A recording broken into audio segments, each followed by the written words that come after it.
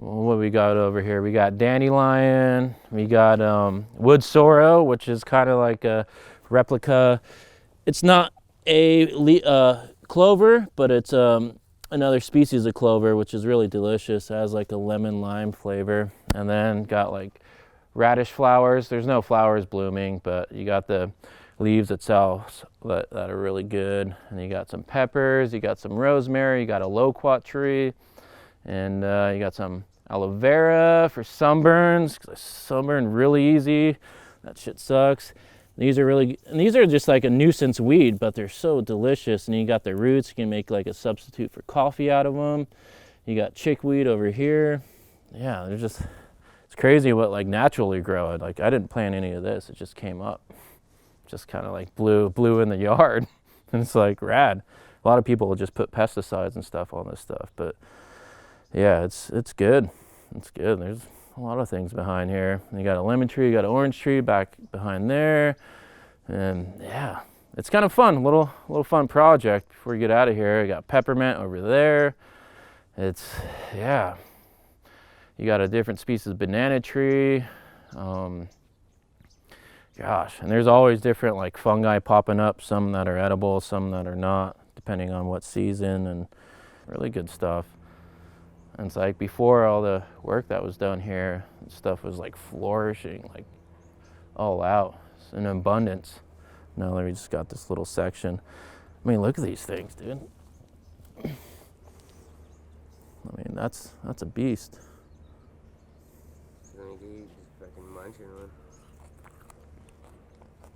It's really good. It's like tasting like a lemon. It's delicious. You just come back here and munch on, and you get like, you feel energy, you know, right off the bat, which is good. Yeah, there's a lot of stuff. We had some peppers, we had some habaneros, and we had some ghost peppers. So this is like a substitute for radish. I mean, when the flowers are blooming, that stuff is really vibrant, delicious. So are these though, and you can make salads out of these. There's no difference between like taking a bite out of a radish than these. It's just a wild one. So good. Dude, that's so... Yeah, we got like a different type of banana tree. It doesn't produce bananas, but we got a little loquat. It's like those miniature tangerine that are really good. You can just eat the peel and all that, which is really good. Yeah, just delicious. Really nutritious. Rosemary's a plus. Every backyard should have a rosemary bush. The steaks, and yeah, zest that shit up. It's good. And we have this thing for a while, power washer. I'm like, fuck, dude, bring this out to skate spots, and whatever's, you know, broken up, or the sidewalks, you know, cracked up, or whatever you're dealing with circumstances wise to make a spot skatable. This thing will definitely blast the shit out of it. Or a spot's too waxy, it's like clear it out and start over again. This thing's good. Have this for a little bit. It's rented, but I'm like, you know, I might take this thing, put it in the trunk, and go out and try to make some spots more skatable. He was like tripping out all this stuff. He was like, really, dude? Like, I'm like, yeah. I go see what I got.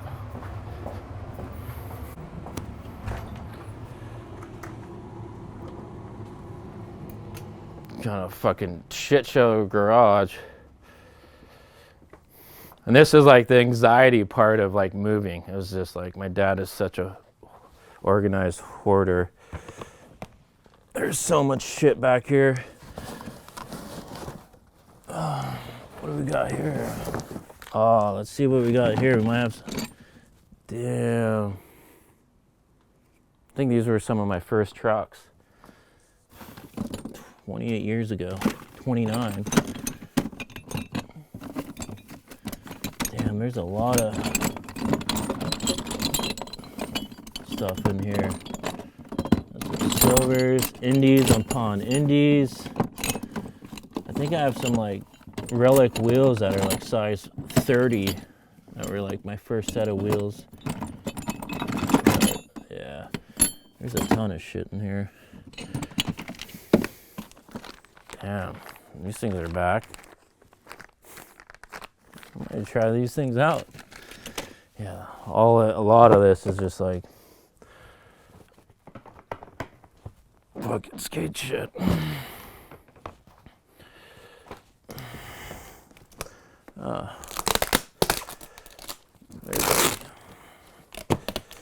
Mid-moving, you'll have a lot of shit that you don't even realize you have. That's the crazy part about this. Damn. All my DV tapes logged. It's like, that's a trip. I haven't even been into this thing. It's just packed. The ball right there.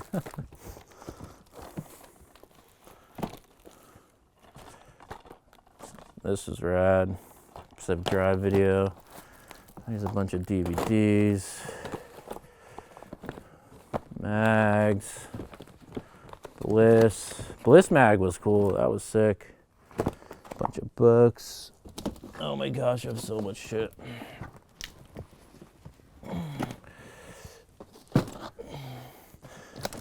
I gotta take this to storage anyway, so.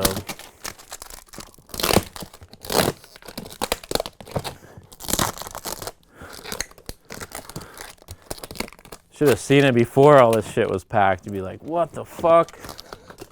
That's a bummer. It's like, best video. Keep holding that out. That's like, what up, PJ?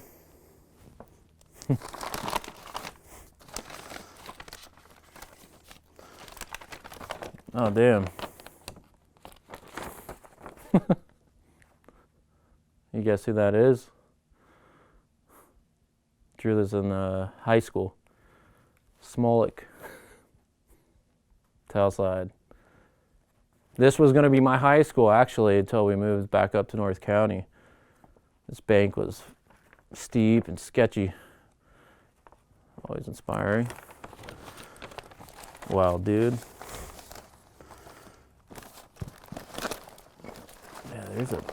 Yeah, there's so much shit in here. I start digging through like the photo albums. I have so much stuff. All these are all videos, DVDs.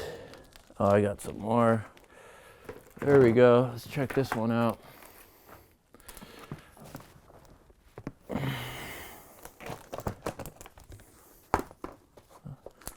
Oh, what do we know? Back to back. Look at that. A bunch of older ones. On video, sheet video. 151 was sick.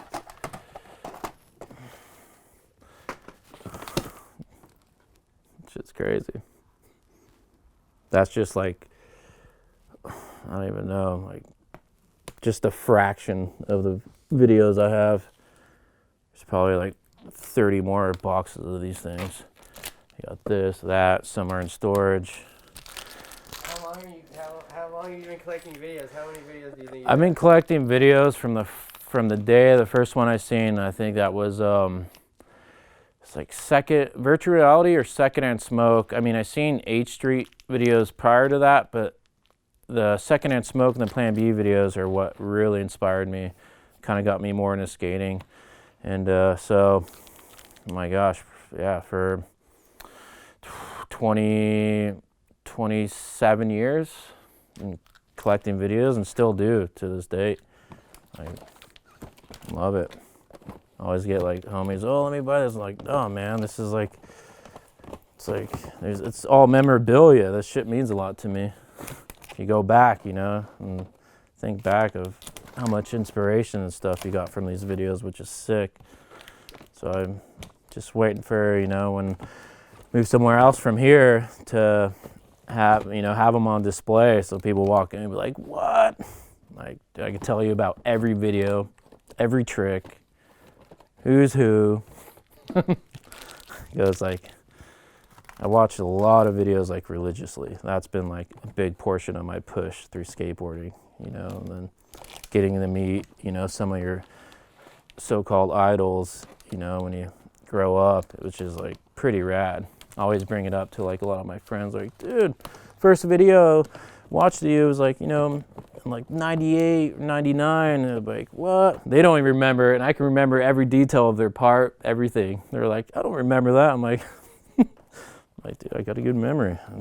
It's just the way it is.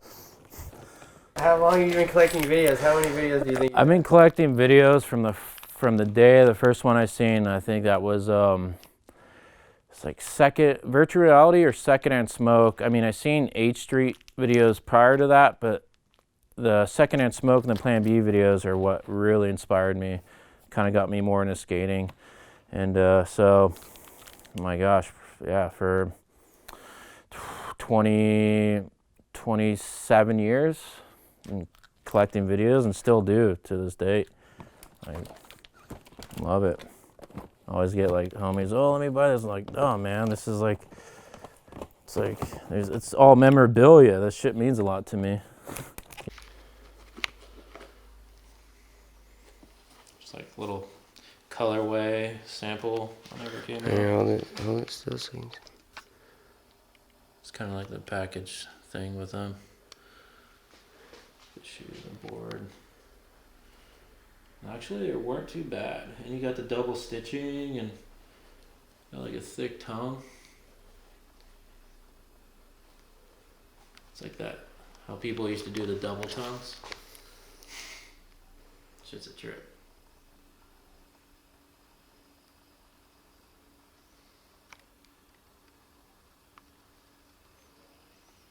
So Okay, it's like, I think I was like 14, 15 years.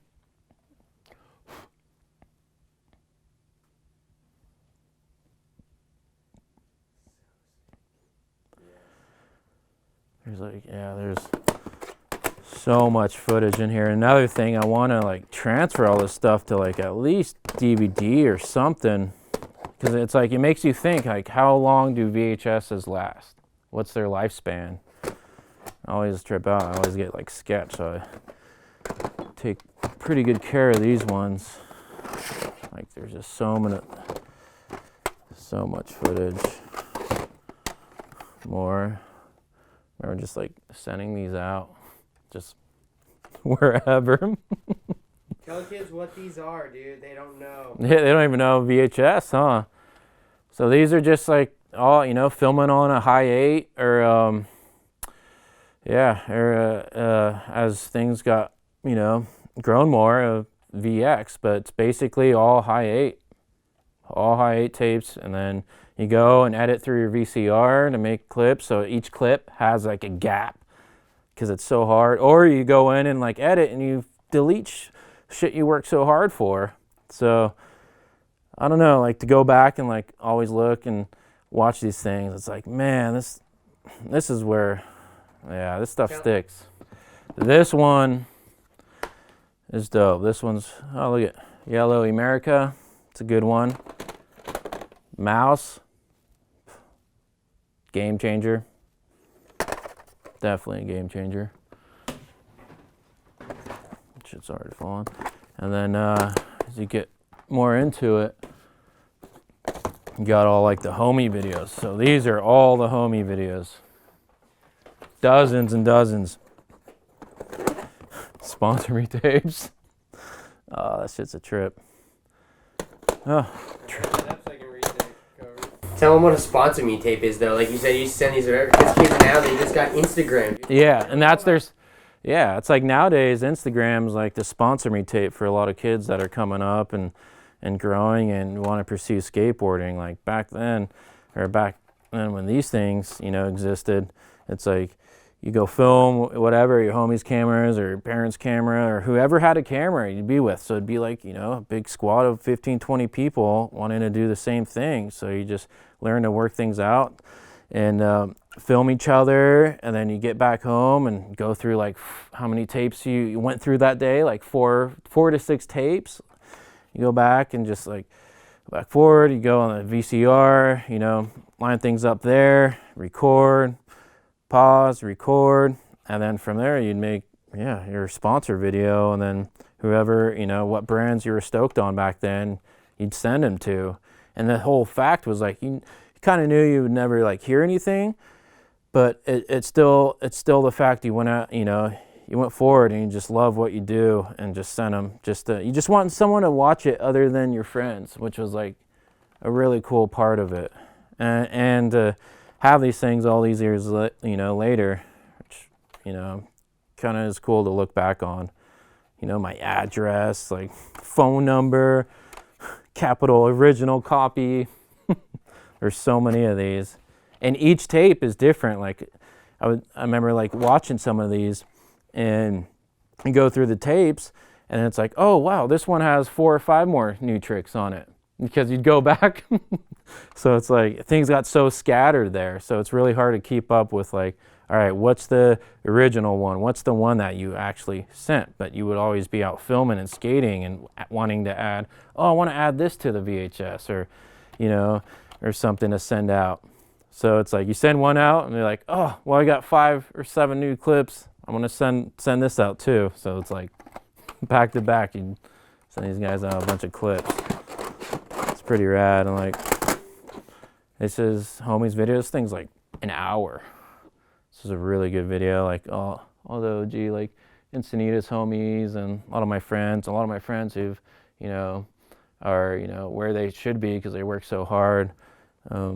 They came up too. So it's really rad to have these. The goal is to transfer the VHS on DVD so I can start sending, you know, my friends out. I'm the only one that has a lot of these copies. It's because everyone else kind of just didn't give a shit.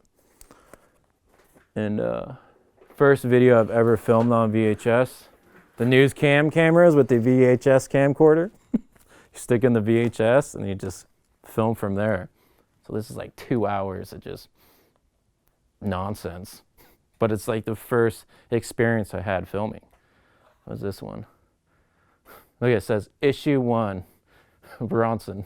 So you're talking about like 94, 95. It's crazy. I haven't even seen this until right now. That's a trip. It was all about labeling them right. It was all about like, all right, got to label these right so they stand out and you don't lose, you know, the track. This is like a bunch of raw footage. This is more newer. So this is 2003.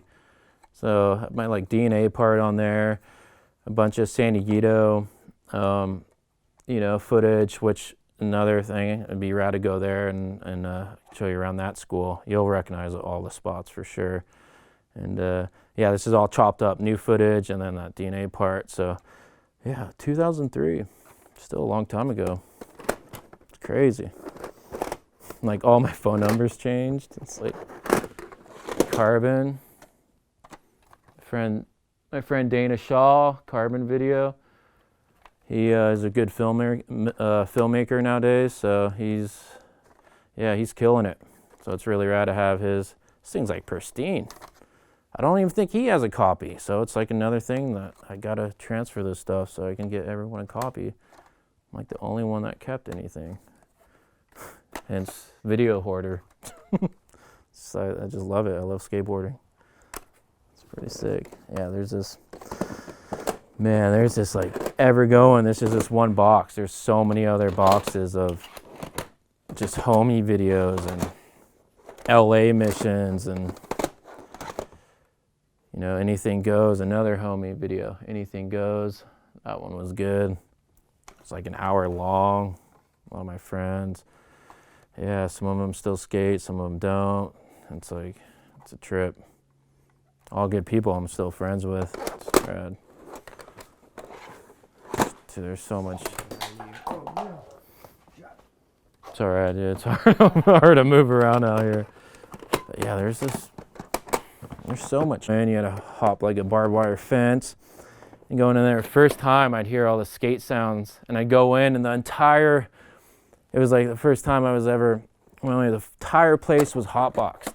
It was like all the invisible dudes, everyone. I mean, this building was huge. All these makeshift like ramps and flat bars and just all this stuff of all the OGs. I remember seeing Penny in there one time too, like back in the day. And like that was like the hub because it was right next to Earl Warren where Penny had that downhill school line at the end, like that, you know, iconic line he filmed. So I was down the street and the EG blocks were in between. So you had Capro, or the EG blocks were at the end. Capro was in between. So we'd always go there, and then ended up, they had to shut down the place because some lady, I guess, was making a meth lab in there. So we'd always smell this, you know, like chemicals and all this weird sound. And I mean, the place you would want to roll to with a couple people because it was kind of like a gang infested area back in the day, and people would go there and like, you know, fuck with other people. And I remember going in there and hearing about it, and then the cops came, like basically the feds came in all angles, like, what's going on? And they just went right past us, up in the upstairs, and a lot of the place we haven't explored because it was that eerie and just yeah, you didn't want to get caught up. So it ended up being a lady, like had a full blown like meth lab out of there, like, and that place got shut down afterwards, and it lasted maybe like 4 or 5 years. And that was another experience. It was the first time really filming with anyone. It was like OG homies that were like way older, you know, than I was. And yeah, just filming out in that warehouse. You know, things would be like falling in mid-session because it was like disintegrating, like everything was just falling apart. But it was rad to go in there and just like seeing some of the first pros for my first time spot for years. But yeah, that blew it out. Just super sus. But yeah, I would just go in there like hammers and nails and just build shit like all day. You just hung out and just build stuff. But I remember that place being like completely hot box. Like, oh, this is uncomfortable. It's like fully like when I was like 14 or something, 13. But we went back to Earl Warren, came back later, and it was all cool. But when you were skating there with like a couple people, it was eerie. Like, it was an eerie spot. Like, just something about it. The energy there and everything was just, there's some shit from the past like lurking around. A lot of gangs too. It's like, it's a trip. And like another warehouse too, it was like right by there. I remember skating. I remember going there and like seeing Cole and a couple other people like skating there, and it was like right where like Poods Park was built. And that was like, it was like all these greenhouses, and then someone bought out the land to start where the park is now. So we had these warehouses to ourselves to build stuff. And I remember skating there at like 6 at night. And it was just kind of similar to Capro. It was, you know, had the similarities. And all of a sudden, there's people bashing through the walls with machetes. So there's like machetes just slicing through these like thin metal walls. And we were freaking out. And we were like, what should we do? We were like running. It was like around getting dark. So we're like, what should we do? So there was like another, like, there's like a staircase and like this upstairs like little place so you can kind of see what's going on. So we all went up there like, what the hell's going on? And we ran out, and it ended up being like some super sus dudes just fucking with us and didn't want us to be there. But there was like 5 of them. So all angles you just see like machetes going through the walls, not knowing like, oh my God, this is like a scene from like The Shining or It or something. It's like so sketchy. But now where that place is where Poods Park and the whole community park is. So we'll most likely like end up there too. So it's like background history of it is pretty incredible. And then yeah, my friend Alex passed away in there. Rest in peace, Alex. And yeah, place has a lot of good memories and a lot of crazy memories. It's like, yeah, it's a trip. But yeah. Do this because there's like so much, like, yeah, just so much to talk about. And I have you ever been to San Diego? Oh. No, it's all good. This won't even be audio. This is just gonna be stickers. Yeah, how sick is this shit? But no, I haven't. Is it a park? No, it's a school. They'll recognize like that. that famous hallway 10 stair. Everyone skated penny, switch flip, switch frontside flip. Oh yeah. I was there that night too, like as a kid, like 15, man, like just mind blown. Wow, that's so